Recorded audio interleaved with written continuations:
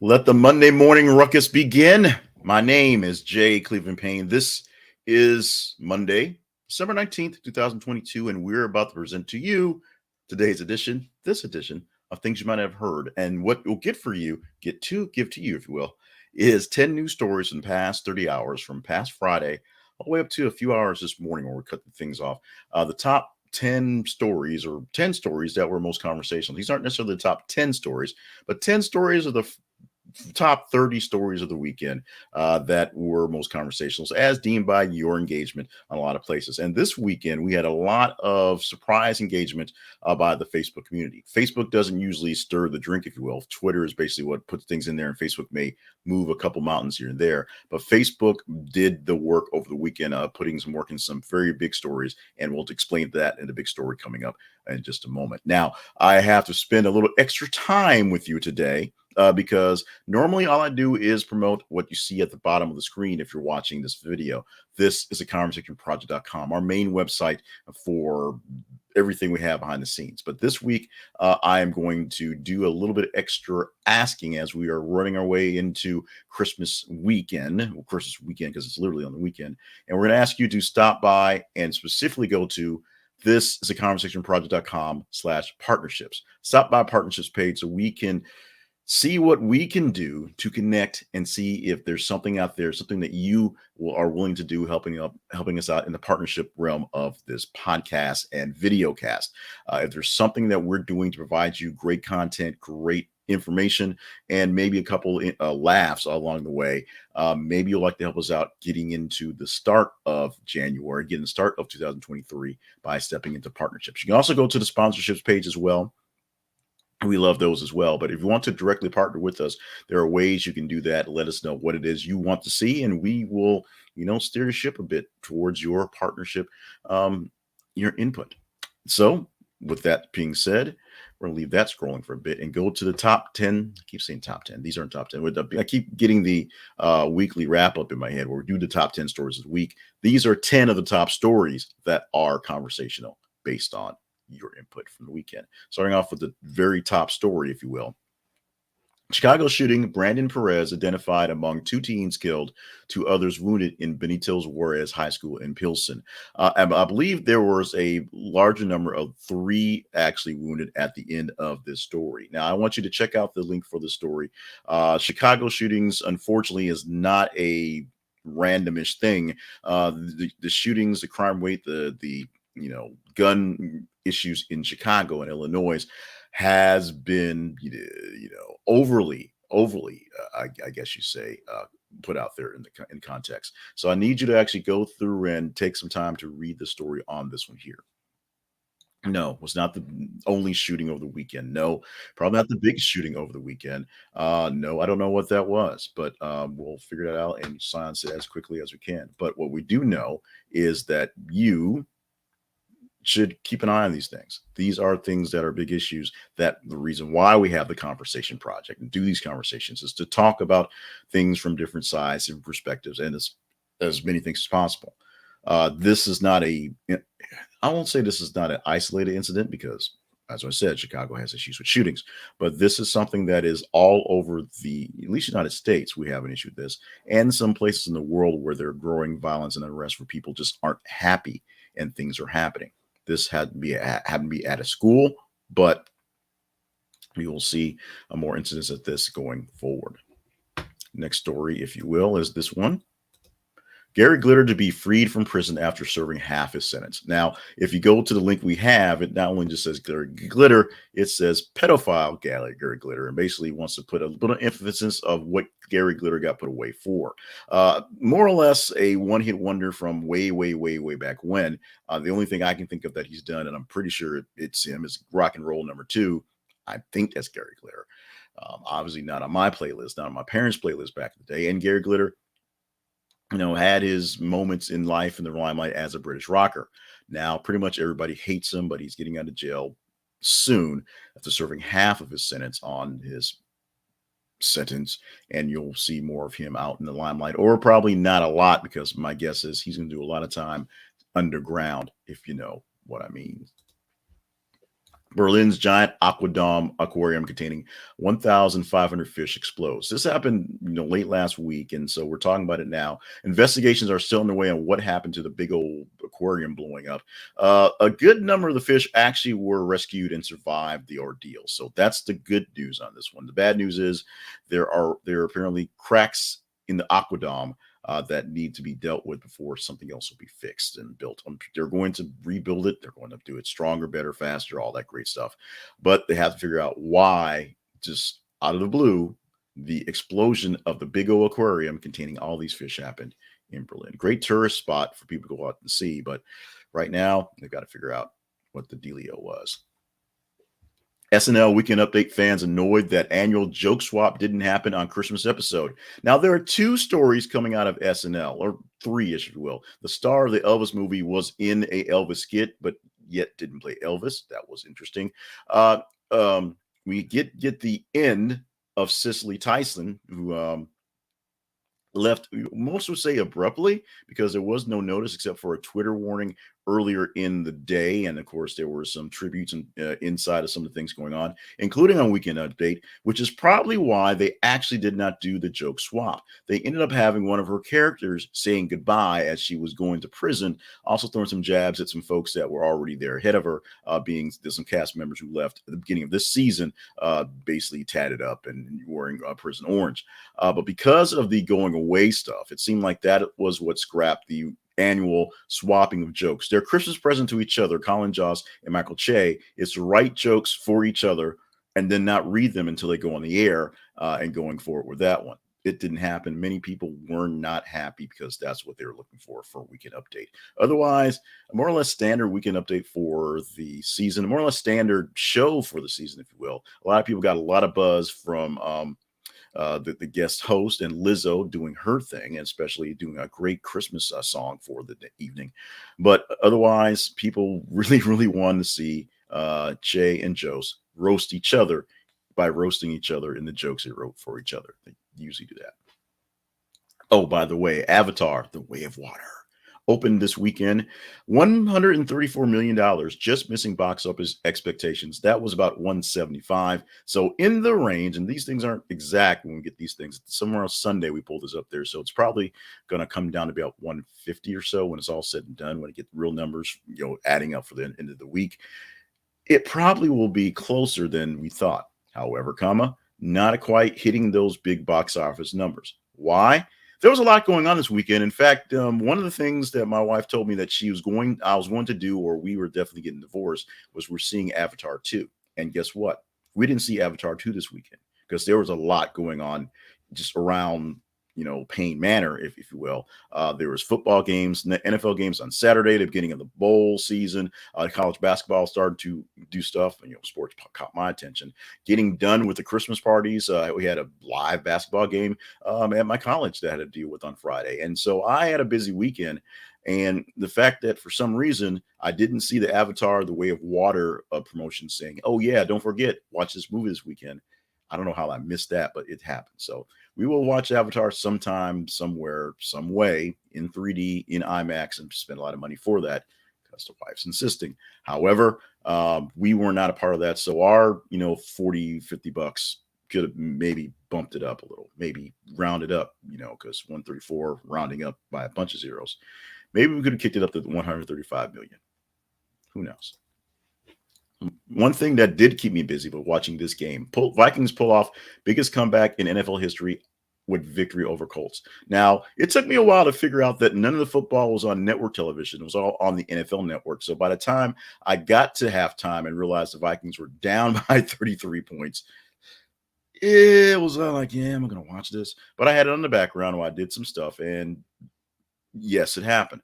Now, here's the kind of weird thing about this. Number one, the big thing is the Colts and Jeff Saturday, the interim head coach, was being, called for his head was being called for at the end of this game. Number two, Matt Ryan, now the quarterback for the Colts, has now lost two really big comeback games. Number one, the Super Bowl against Tom Brady when he was with the Falcons and the Brady's with the Patriots. And now this one. This one is now officially the biggest comeback in the history of NFL. 33 points, 0-33 to win this thing alt-right. Matt Ryan on the wrong side of history here, a great quarterback by all stats purposes, and by people love the guy, but Matty Ice definitely not on the ice cold level anymore. Speaking of championship winners, Ash Ketchum to exit Pokemon anime in 2023. What? Huh? Myself and my daughter JJ had a long discussion on this one, thinking, how can this happen? This is just ridiculous. Ash is the franchise. And I was like, yeah, but things change. And since Ash has been the franchise for like 20 years, the Pokemon series want to go into a different direction. Now, there's a big announcement, and I didn't go through all the big stuff, but coming in the end of this upcoming anime series for Pokemon, Ash and Pikachu will be going aside as the main characters. Will Ash disappear? Will Ash be shot like JR? And then we'll find out who shot Ash Ketchum? Probably not. But we will have a new protagonist, that is main character, to pal around in the world of Pokemon, in the worlds of Pokemon, if you will. Now, was he meant to be Pokemon forever? When Pokemon basically made the jump from the manga to the cartoon, and then from the cartoon over in Japan to the United States, where, of course, things get edited, things are a little weirder. It was just sort of one of those things. You take the old thing, and you do it over and over again. But at some point in time, things get crazy, things do change. They're not the Simpsons. They can't live for 40 years and, be exactly the same way. We'll see different Pokemons and different Pokemon trainers and different Pokemon worlds coming in 2022. JJ is a bit excited about seeing the new changes. She sort of came off her ledge and just kind of got with it. But if you're so used to Ash Ketchum, the guy with the cap going, all right, and yo, Pikachu, then you're going to be sadly missing him coming in a few months. Los Angeles celebrity mountain lion P22 euthanized due to severe illness. He was on the loose for about a week or so, and basically, they caught him late in the weekend, late Friday, Saturday-ish, and had to unfortunately put him down because he was showing signs of illness. Number one, he was attacking pets, which is a bad thing. Number two, they believe he got hit by a car, which may have sparked some of the stuff. But three, they could see just from the surveillance video and how he was acting and where he was roaming, something just wasn't right. They decided to basically end his struggle at that case. Now, P22 has been just roaming the countryside for years, just living up in Hollywood Hills, living up by the Hollywood sign, just doing his own thing and not attacking anybody. Like I said, he's a local celebrity. He crosses the street, people stop. But, at this point in time, it's been a loss for him. He's also offered a lot of data because he's had a tracking collar on him for years for people who track the wildlife and mountain lions and learn a bunch of stuff that. So he's been a great wealth of knowledge and a great wealth of tourism. People wearing P22 shirts. And we are mourning the loss of an icon in the Hollywood Hills, literally a celebrity mountain lion, P22. I don't think they're going to care this much when Matt Damon's gone, that P22 is gone. Argentina beats France on penalty kicks, winning World Cup for third time.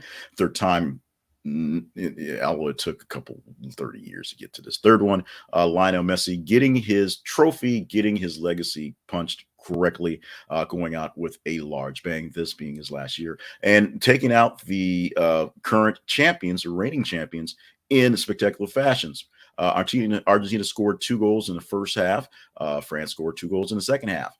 In extra time, Argentina scored once, France scored again, and then on the penalty kicks, France could not make it happen, while Argentina and Messi getting it on in to make it work for Argentina. The party is going to be pretty heavy down in South America for quite some time. El Paso mayor declares state of emergency amid increase in migrants. This is a story that's going to explode come Wednesday. Wednesday is the day, or the expiration of the Title Act that Donald Trump put out there, which was essentially to keep out the dirty migrants. It was a way to keep migrants out of the United States because of coronavirus. The timeline ran out of that. The judges said they couldn't extend it. And so what's going to happen is the stay in Mexico policy to keep people out and slow things down is going to go away, and people will start literally flooding the border, just coming over from Mexico into the United States looking for asylum. El Paso is looking to do what it does and take care of people as they come in, but they're already saying what they're seeing is unsustainable. You've seen for weeks people waiting at the border, waiting at the river, waiting for the cross, because if they come over now, they'll get deported. If they come over in 2 days, they might not get deported. They might not be so fast. It might be taken in, given asylum, and giving a regular court date as opposed to being kicked back across the river to Mexico. We shall see. Let's talk teases. This is literally breaking news. This popped up right as I was wrapping up, getting ready to put this thing on the air. So we're glad they put it to this one. And we'll probably talk about this one tomorrow because I'm sure you'll want to vote this one up. It's a very simple headline, and it's from a very simple statement. Over the weekend, Elon Musk put a poll up on Twitter, as he's apt to do, asking, should he step down as CEO? He'll step down if the public says he should not be there. Headline, Elon Musk's Twitter poll says he should step down as chief executive. I believe the numbers are something like 55 to 45.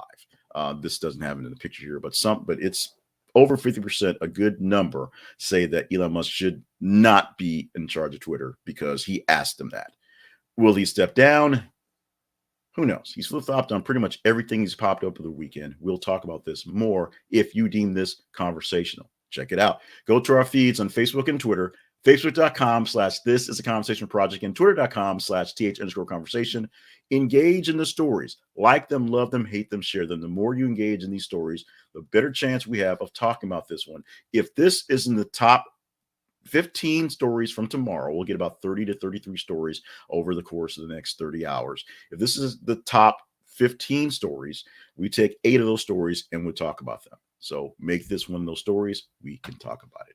It's pretty simple. Now, back to sponsorships, back to money, back to keeping this thing going forward. We're going to talk about Flowers Fast because it is 6 days till Christmas. 6 days till Christmas. 6 days till Christmas. And if you still haven't gotten a good gift, you can get yourself out of this by using Flowers Fast. They are attached to FTD, which is the coolest, the most important name in flowers and gifts and last minute stuff. And you can go to Flowers Fast and send a bouquet of flowers or a nice little basket of gifts or something to anyone fast. Sometimes next day shipping, next day sending, because they're attached to FTD florists who can do things locally. Don't wait till Christmas Eve to do this for your family and loved ones. Do it right now. Flowers Fast can get you out of a jam. Now, after Christmas Eve, remember Flowers Fast, and they can get you out of the jam because they do, in some cases, same day setup, same day delivery, and can get things to your folks, your loved ones quickly. Use our affiliate link at thisisaconversationproject.com/flowersfast. This is a conversationproject.com/flowersfast.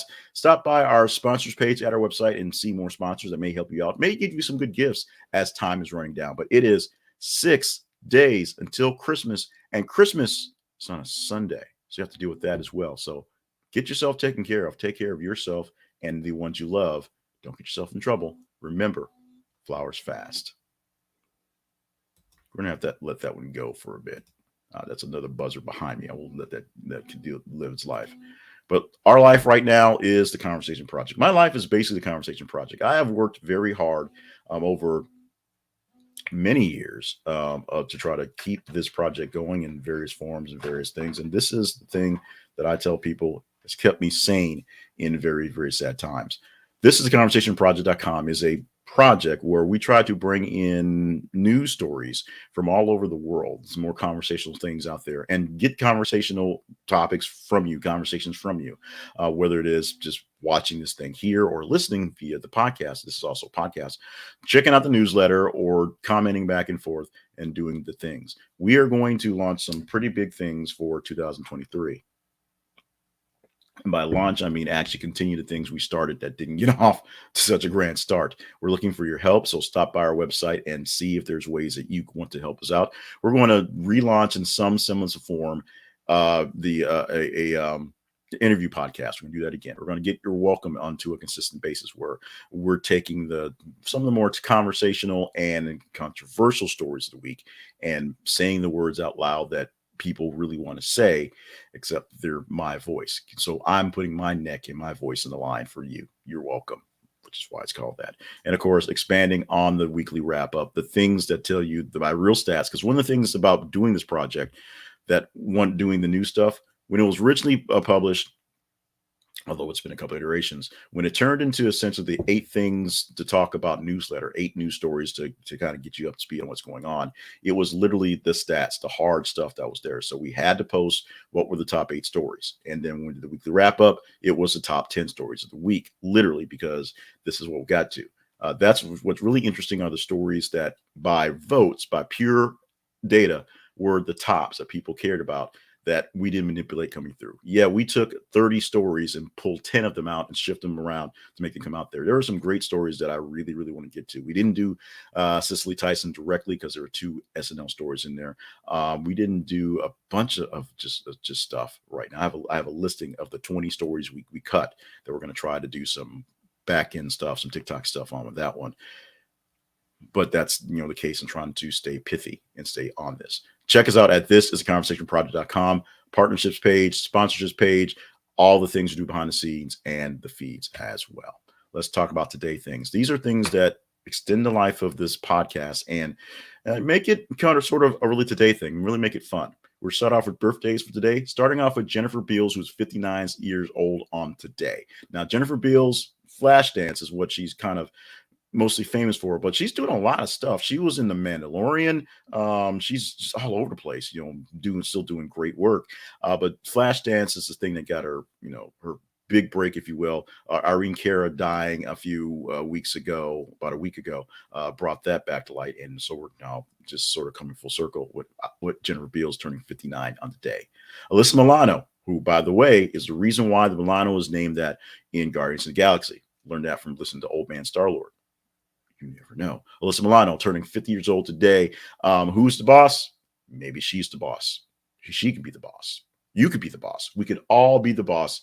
Alyssa Milano bossing it out, doing her thing at 50 years old today. Getting a bit more controversial as she's being more public in her thoughts and her politics. But we all are these days. So I'm still loving her work. She's still doing great stuff. So let her do that. Who's knocking out the park?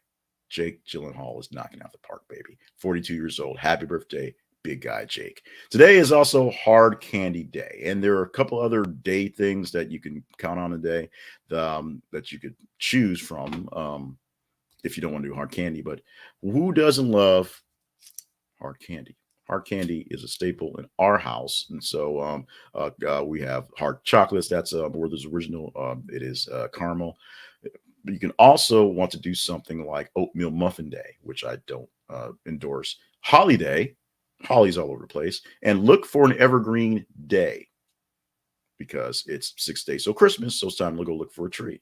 We're all about the hard candy on this day. So go get you some Werther's and suck on it. Not in a bad way, in a good way. That's what I said. Now, one more thing you might not have heard. The women of America have spoken. They love men who wear glasses. That really went over pretty badly for anyone listening to the podcast because I just did a wave of my face and my glasses. 87% of women think men in glasses are sexy. As you would expect, the survey is sponsored by an online eyewear retailer. It's holiday week. We work what we can work with. It is what it is.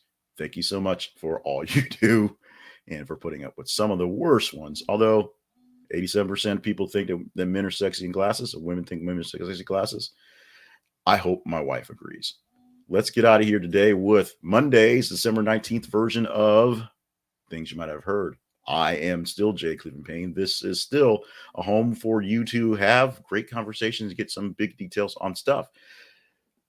Can we keep it up next year? You help us out and let us know. We need your help. So stop by thisisaconversationproject.com/partnerships and see if there's some ways that we can partner up and help each other out going forward. In the meantime, make sure you're following us on our feeds and checking up us on our other locations. We're going to do some TikToks. It's going to be just slowish time at the university because the kids are gone.